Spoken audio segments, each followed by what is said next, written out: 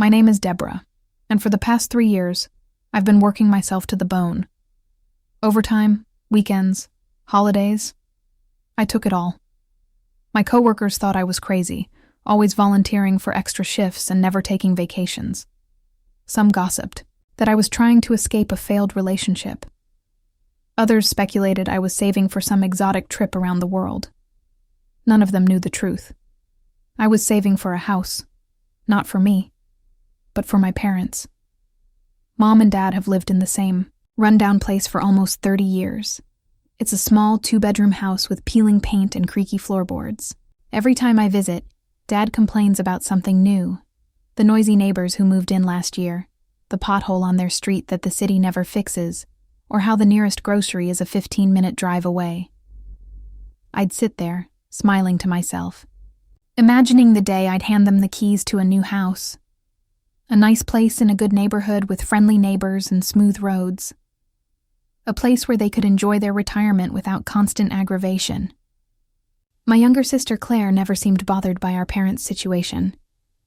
At 27, she lived with her boyfriend Todd in a rented apartment downtown. Claire had bounced from job to job since college, always chasing the next big thing. Her latest obsession was starting her own business, though she never quite figured out what kind of business it would be.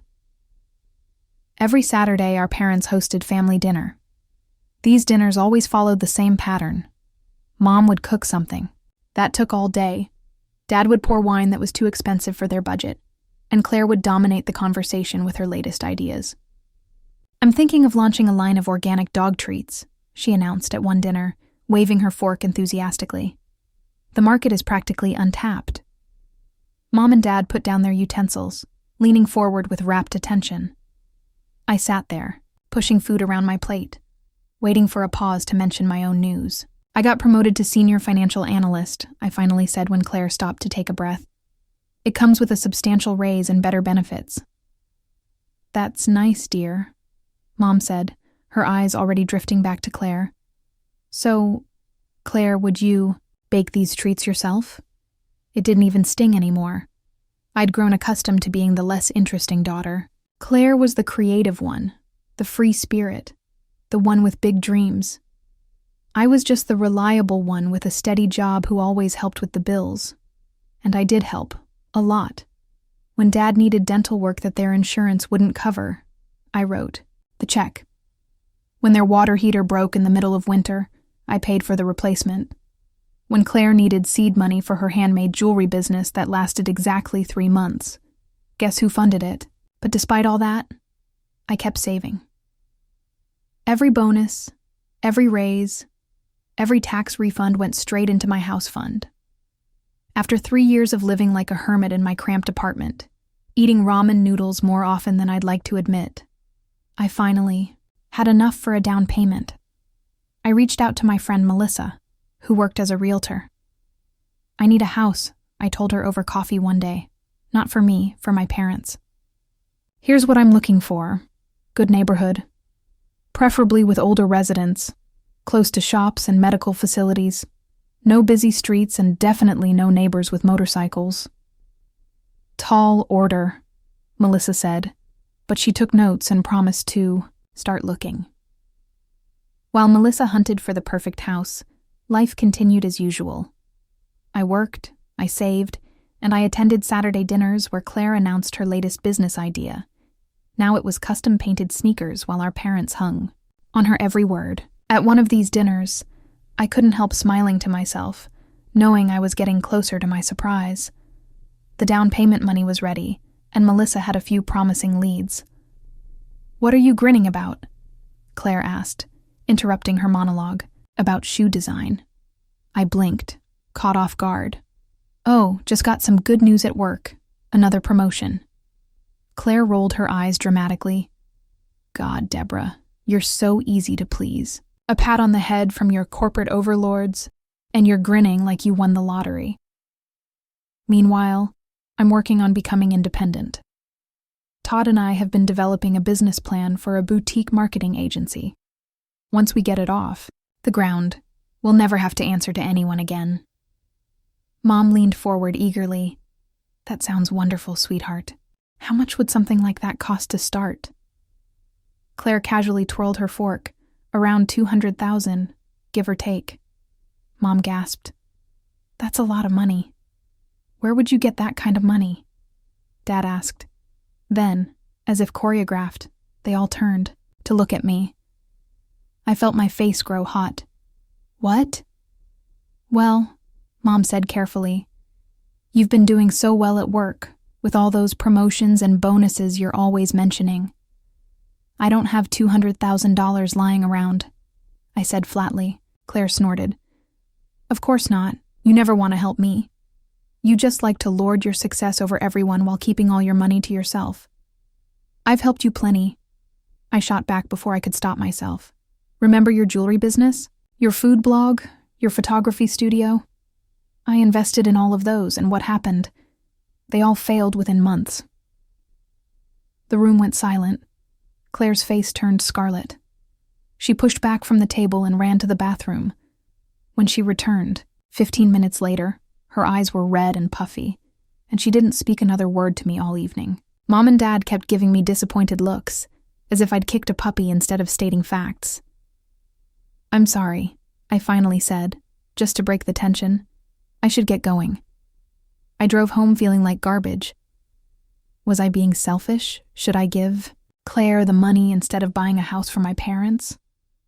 No, I decided. Claire had proven time and again that she couldn't stick with anything.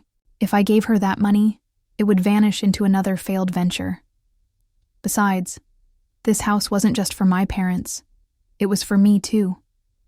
It was proof that I mattered, that my hard work meant something.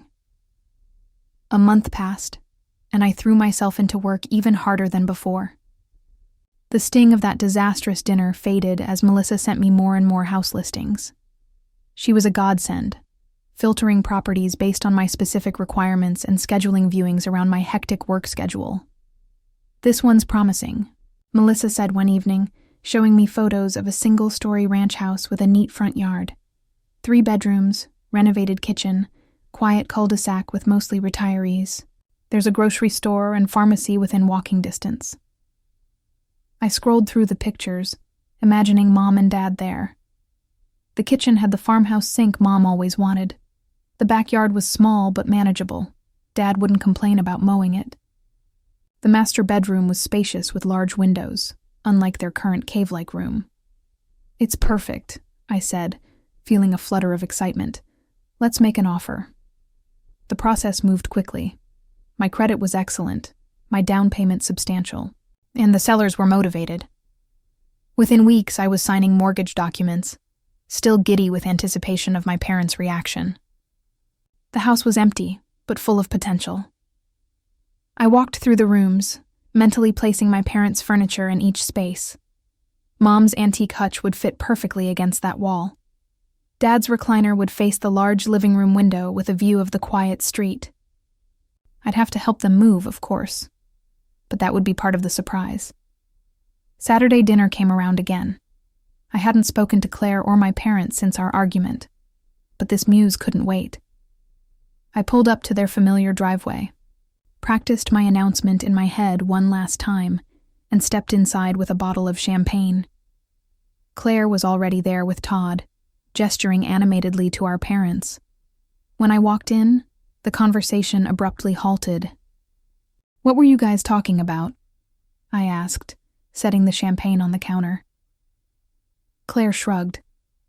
"Nothing that would interest you." I didn't take the bait, actually. I have some news to share. "What is it?" Mom asked, not looking particularly interested, as she stirred something on the stove. I took a deep breath. I bought a house. It's in Oakwood Heights. 3 bedrooms, great neighborhood, close to everything. I'm having a housewarming party in 2 weeks and wanted to invite you all. I didn't mention that the house was actually for them. That revelation would come at the housewarming, when I'd have all their friends present to witness their joy and gratitude. I'd even started the paperwork to transfer the deed to their names after the party. Claire's face flushed crimson. She jumped up from her chair and thrust some papers at me, the same ones she'd been showing our parents when I arrived. "How could you?" she shouted. Todd and I have been planning our business launch for months. We showed Mom and Dad our business plan today. We need investors, and you know it. But instead of helping family, you go and buy yourself a fancy house. I stared at her, dumbfounded. Wait, you actually expect me to fund your business? After all your failed attempts? Why would I do that instead of meeting my own needs? Because that's what family does, Claire screamed. God, you're such a selfish bastard. You've always been jealous of me. Todd had the decency to look embarrassed, but he stood by Claire's side as she grabbed her purse. Come on, Todd. I can't stand to be in the same room with her. They stormed out, the front door slamming so hard that Mom's decorative plates rattled on the wall. I turned to my parents, expecting them to acknowledge how unreasonable Claire was being. Instead, Mom shook her head slowly. Deborah, couldn't you have helped your sister instead of spending all that money on yourself? She really needs this chance. Are you serious? I asked, my voice barely above a whisper. I've helped her with every harebrained scheme she's cooked up. I've helped you with bills and repairs, and now I'm selfish for buying my own house? Dad wouldn't meet my eyes. Claire has real talent, Deborah. She just needs a proper chance to prove herself. I looked from one parent to the other, suddenly seeing them clearly. They would always take Claire's side. They would always think she deserved more, no matter how many times she failed, no matter how hard I worked. I need to go, I said, leaving, my untouched dinner plate and the champagne I'd brought to celebrate. I drove home in a daze, hurt and angry, but still clinging to my original plan. After all, they didn't know the house was meant for them. Once they realized what I'd done, how hard I'd worked to give them this gift, surely they'd see how much I cared.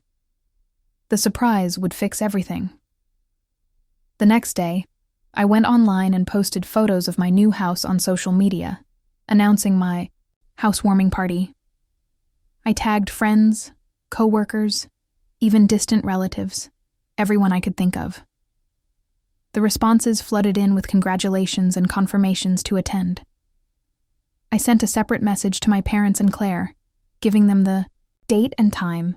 No response came, but I wasn't worried. They'd calm down and come around. They had to. This house was for them, after all. I spent the next 2 weeks painting, decorating, and preparing for the party. I chose colors I knew my mother would love, and arranged furniture with my father's habits in mind. Every decision was made with them in consideration. Then, 2 days before the housewarming, I heard a sharp knock at my apartment door. When I opened it, Claire stood there, arms crossed and eyes blazing. We need to talk, she said, pushing past me into my living room. I crossed my arms. What do you want, Claire? She paced around my living room like she owned it, running her finger along my bookshelf, examining the framed photos of my college graduation. I want to talk about that house you bought. What about it? You need to sell it, she said flatly, turning to face me. Sell it and give me the money for my business. The way she said it, so matter-of-fact, as if I'd definitely agree, made my blood boil. Are you out of your mind? I'm not selling my house, especially not to fund another one of your failed ventures. Claire's face darkened. Failed ventures? What the hell is that supposed to mean? It means exactly what you think it means, I said, finally letting years of frustration pour out. The jewelry business I gave you $5,000 for that lasted 3 months. The food blog I bought camera equipment for that you abandoned after 6 posts. The photography studio Mom and Dad helped you rent that you used twice before deciding photography wasn't your passion after all. Those were learning experiences, Claire shot back. Every entrepreneur has failures before they succeed. Right. And how many learning experiences are you entitled to at other people's expense? She stepped closer, her voice dropping to a dangerous whisper. You don't get it, do you? You never have. You're so boring and ordinary with your corporate job and your retirement plan. I'm trying to build something meaningful, something that's mine. But you're too jealous to help me. I shook my Head in disbelief, jealous of what? Your string of failures? Your inability to hold down a job for more than 6 months? At least I'm trying, she shouted. At least I have dreams. What do you have? A cubicle and a sad little apartment. And now a house you'll live in all alone because you can't even keep a boyfriend. That's dumb, but I refuse to let her see it. I'm not selling my house, Claire. Not now. Not ever. And I'm certainly not giving you $200,000 for whatever half-baked business idea you and Todd have cooked up. You don't understand, she insisted, her voice taking on a desperate edge. This time it's different. We have a solid business plan. We've done market research. All we need is capital. Then get a loan, or find investors who actually believe in your vision. But it won't be me. Claire's face contorted with anger. You know what your problem is, Deborah. You have no entrepreneurial spirit. You're a follower, not a leader. You'll never understand what it takes to create something from nothing. Because you're too afraid to try. I'd had enough. No, Claire. You'll never understand what it takes to actually finish something you start. You don't have an entrepreneurial spirit. You have commitment issues.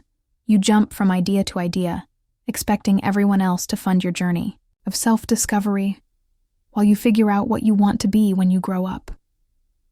The color drained from her face. For a moment, she just stared at me, speechless. Then her eyes narrowed to slits. You're going to regret this, she said quietly. When my business takes off, and it will, don't come asking for a job. She stormed out of my apartment, slamming the door so hard that the picture frames on my wall rattled. I stood there for a long time, shaking with anger and hurt. Despite Claire's threats, I continued preparing for the housewarming party. I bought food, drinks, decorations. I rented tables and chairs. I even hired a cleaning service to make sure every inch of the house sparkled. The day before the party, my phone rang. It was my mother. I almost didn't answer, but curiosity got the better of me. Hello? Deborah. My mother's voice was cold. I need to talk to you about this cruel thing you said to your sister. I closed my eyes and counted to 10. What cruel thing would that be, Mom? You know perfectly well. Calling her a failure, saying she'll never succeed in business. How could you be so heartless? I didn't say she'd never succeed, I corrected. I said she hasn't succeeded yet, and I'm not willing to invest in another one of her attempts. Well, you broke her heart. She was counting on you. We've always known you were selfish, Deborah, but this takes the cake. Selfish, I repeated incredulously. I've been helping all of you for years. Every time you needed money for repairs, every time Claire needed startup funds, I've always been there. And now when your sister needs you most, you buy yourself a fancy house instead. It's disgraceful. I almost blurted out that the house was supposed to be for them, but something stopped me. I work hard for my money. Mom, I'm allowed to spend it how I want. Well, let me tell you something, my mother said, her voice trembling with anger. You've always been the disappointing one in this family. Claire has talent and vision. What do you have? A boring job and no personal life. You don't even have a boyfriend. You're 30 years old, for God's sake. I felt like I'd been slapped, Mom. No, I'm not finished. Claire is worth 10 of you. She's creative and brave and willing to take risks. You've always been jealous of her, and now you're trying to hold her back because you can't stand to see her succeed, where you've failed as a person. Tears welled in my eyes, but I refused to let her hear me cry. Is that really what you think of me? It's what we all think. Your father and I are absolutely disgusted with your behavior. Don't expect us at your housewarming party. We don't want to see you right now, or maybe ever again. The line went dead before I could respond. I sat on my couch, phone still clutched in my hand, tears streaming down my face. In that moment, something hardened inside me. The house I'd bought with such love and hope, suddenly seemed like a monument to my own foolishness. Why had I killed myself working to please people who would never be pleased with me? The next day, the day of the housewarming, I woke up with a new resolve. The house would be mine. I'd live in it myself, enjoy the fruits of my labor, and stop trying to buy my family's approval. As guests began to arrive for the party, I greeted each one with genuine warmth.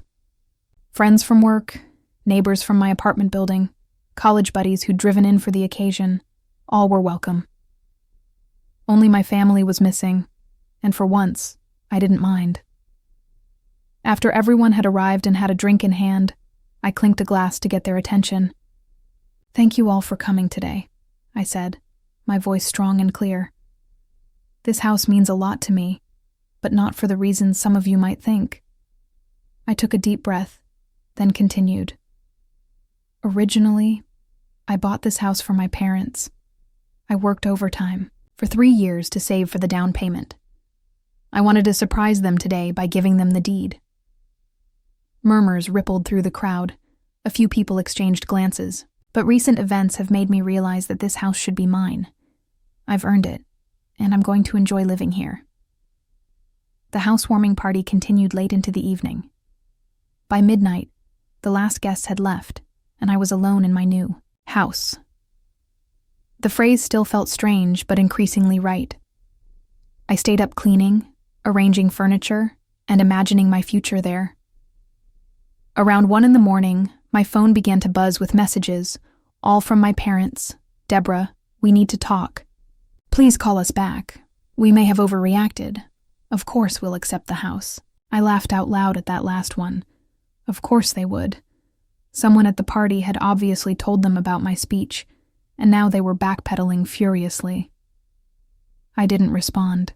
Instead, I turned off my phone, made up the bed in what was now definitely my bedroom, and slept soundly for the first time in weeks. The next morning, I woke to sunlight streaming through windows that were mine. I made coffee in a kitchen that was mine. I sat on a porch that was mine and watched the neighborhood come to life. Then I heard a car pull into my driveway. My parents stepped out, each carrying a suitcase. Dad was also struggling with a large, cardboard box. They marched up to my front door with the confidence of people who believed they already owned the place. I opened the door before they could ring the bell. "Morning," I said, blocking the entrance. Mom looked past me into the house. "Aren't you going to invite us in?" Dad asked, shifting the box in his arms. "That depends.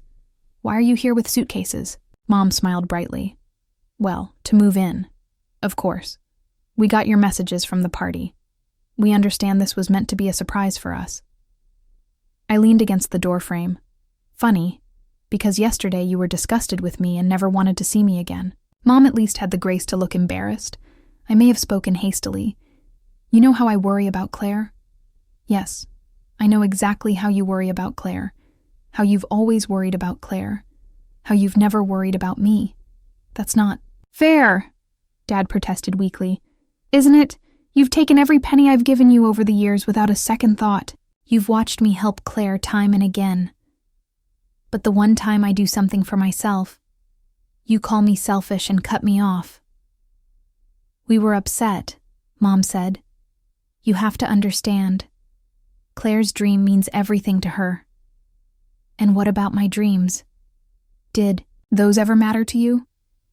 My parents exchanged uncomfortable glances. "Of course they did," Dad said. "But you've always been so capable. Claire needs more support." "Well, she'll have to get it somewhere else. This house is mine now." Mom's friendly facade cracked. "You can't be serious.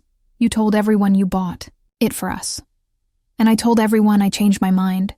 This house is in my name. I'm living here. We're your parents." Mom's voice rose sharply. "You owe us." "I don't owe you anything, not anymore." Dad sat down the box, his face reddening. "This is ridiculous. We'll contest this legally if we have to. You promised us a house." "I never promised you anything in writing," I said calmly. "And I never told you about the house until after I'd already bought it. Good luck with that legal case." You ungrateful, Mom started, but I cut her off. I suggest you leave now. I have unpacking to do. This isn't over, Dad said, picking up his suitcase again. You're making a terrible mistake. The mistake was thinking I needed to buy your love, I replied. I won't make it again. I closed the door on their shocked faces, locked it, and leaned against it, heart pounding but resolve stronger than ever. Over the following weeks, they tried everything. Guilt trip texts, angry voicemails, flying monkeys in the form of relatives calling to tell me how heartbroken my parents were. I blocked numbers, limited social media, and focused on making my house a home. 6 months later, I heard through the grapevine that my parents had taken out a massive loan to fund Claire's business venture, some kind of artisanal pet food company. The business was already struggling, surprising no one except perhaps my parents and Claire. My house is now fully decorated, exactly as I want it. I planted a garden in the backyard and joined the neighborhood association. I even started dating a kind architect who lives down the street. So much for being perpetually single. Sometimes I wonder what would have happened if I'd gone through with my original plan. Would my parents have appreciated my sacrifice? Would they have sold the house to fund Claire's business anyway? Would Claire have succeeded with more money behind her? Deep down, I know the answers. My parents would have taken my gift for granted, just as they always had. Claire would have burned through the money and moved on to the next great idea, and I would have been left with nothing but a mortgage payment for a house I didn't live in. Instead, I have this, a home of my own, friends who value me, and the quiet knowledge that I finally stood up for myself. The doorbell rings. It's my date, right on time. As I grab my purse and head out for dinner, I feel a sense of peace wash over me. This is my life now, and for the first time, I'm living it for me.